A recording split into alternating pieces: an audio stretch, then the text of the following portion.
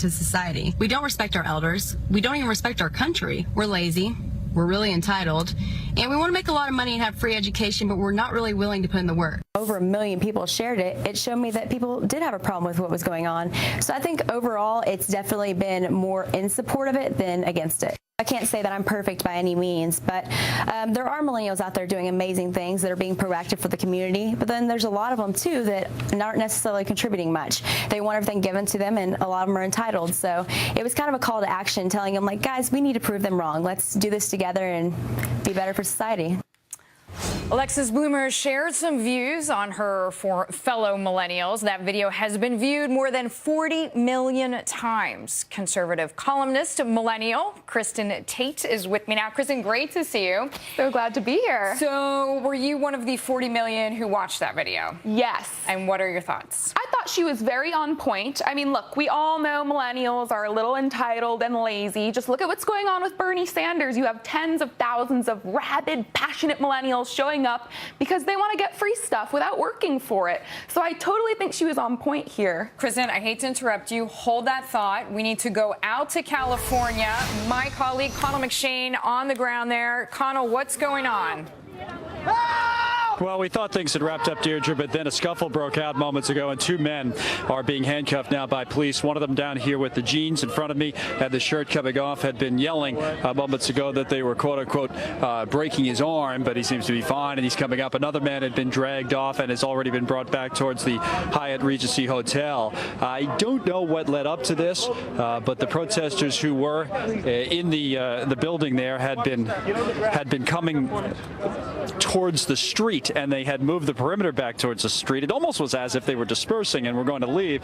Next thing you know, this breaks out, and at least 2 arrests have been made, it would appear. So this is a much smaller crowd here, Deirdre, than there was earlier when we were covering the breaking protest before Mr. Trump came here to speak, and then even after he wrapped up his speech, they stayed for a good hour after that. But now they had just about dispersed, with the exception of this minor disturbance, I guess I would describe it as, and the 2 men that have been arrested. So we'll keep you up to date. I guess it's not over yet. No, not over yet, but Connell, we're obviously watching the video. You're there live. There seems to be a very large police presence, so I am assuming that local forces were prepared for these protesters.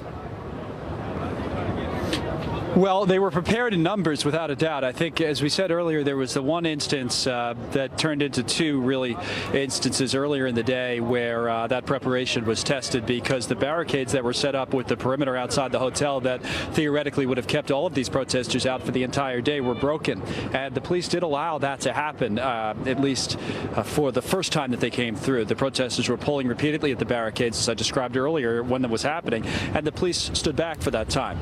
That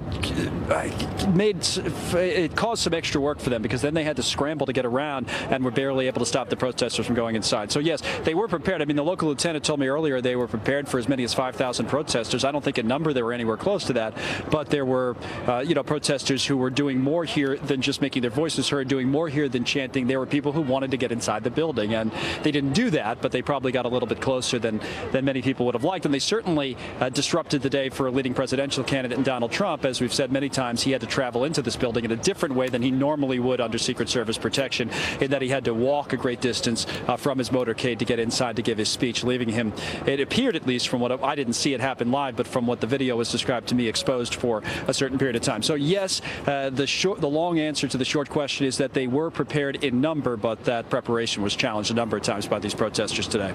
All right, Connell, thank you very much. Connell McShane, as you can see, live on the ground. Great reporting from California, as we were speaking about with Ed Rollins, former senior advisor to President Reagan. Unusual to see a candidate, Donald Trump in this case, have to have secret servants, Secret Service agents walk with him over a grassy knoll, basically go into an unplanned entrance and exit to avoid the protesters. He did stay there and give his speech nonetheless.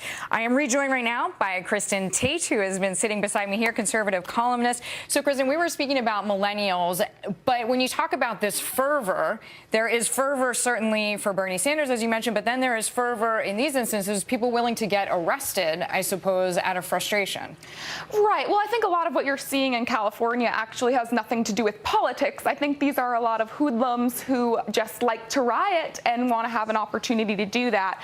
And I think this all kind of does go back to the entitlement culture that has been created by our leaders and by our policies, where there are no consequences for bad actions. I mean, you have the media calling these folks protesters, but look at what was happening last night. A lot of violence. People were throwing rocks. Yeah. They were smashing police car windows. That's a riot. That is a riot. And as some people have said, some of these so-called protesters are actually not necessarily hired for money, but there are Craigslist. There's an outreach to, let's just say, incite trouble when possible.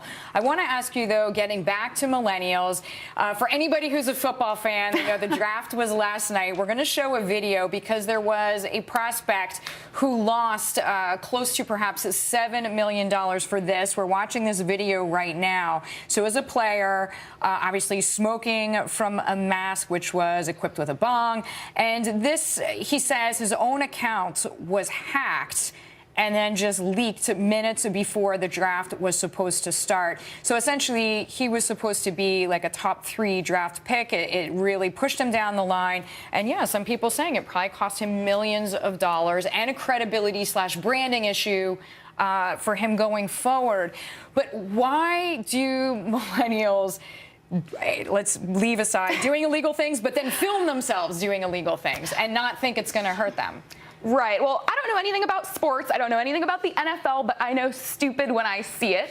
This guy Laramie was double stupid because he filmed himself doing it, and then it was posted online for the whole world to see. So guess he what, says Laramie? His account was hacked, but in essence, he allowed the video at some point to be taken, right? And in today's world, millennials need to realize that when they take videos, when they put anything on Snapchat, anything you're putting online, you have to expect anyone will get access to that and see it. There your parents, is no your more bosses. privacy. Right, and there will be consequences, and in this case, sometimes your net worth is the consequence, and sometimes it has to do with your job. So I hope millennials will take this as a lesson that you have to be very careful about what you post online, and that your actions have consequences. Indeed, and for him, $1 million ones. Kristin Tate, great to see you. Thank you so much. Kristin Tate with me there, conservative columnist. Immigration authorities under fire on Capitol Hill for releasing thousands of illegal immigrants with criminal rap sheets. Border Sheriff Paul Babu is going to be joining us with his reaction. You release them back out of the public, and they commit